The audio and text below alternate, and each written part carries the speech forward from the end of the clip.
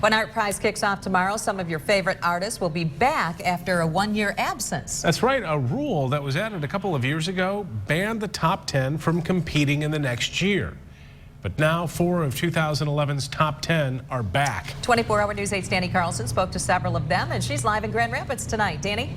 Sue and Brian, one of those former top 10 artists is actually still working on his piece right now. Robert Schenkel is putting the finishing touches before ArtPrize kicks off tomorrow. He's one of the 4 artists who decided to come back after being redshirted for a year. Now, that's because of a rule created in 2011 to, as ArtPrize put it back then, see new voices in the competition and make sure it doesn't become about the same people creating a dynasty in the top 10.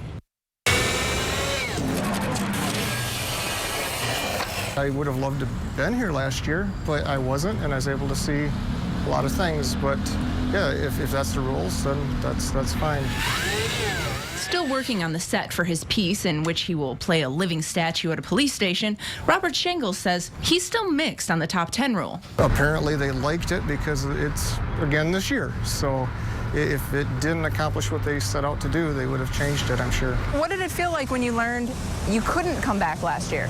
At first I was disappointed because I really enjoy coming up here, and it's a huge challenge to come up and really try to do something new every year and to get the public support. Phil Segunda, who was in the top 10 for each of the first 3 years of the competition, says for him at least it did end up working out. I have a piece that's a little bit probably more in depth now than it would have been if I would have been able to come up last year, so I'm fine with it. Instead of entering something more literal, as he has in years past, this year Segunda created an interpretation of a soul made completely out of nails, one that viewers can literally help change from dark to light. If they have an issue that they want to kind of turn from something bad to something good, this is an opportunity to add to it.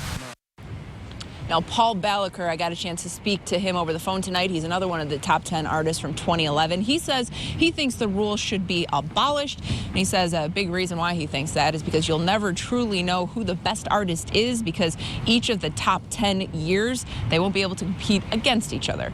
Live in Grand Rapids tonight, Danny Carlson, 24-hour News 8.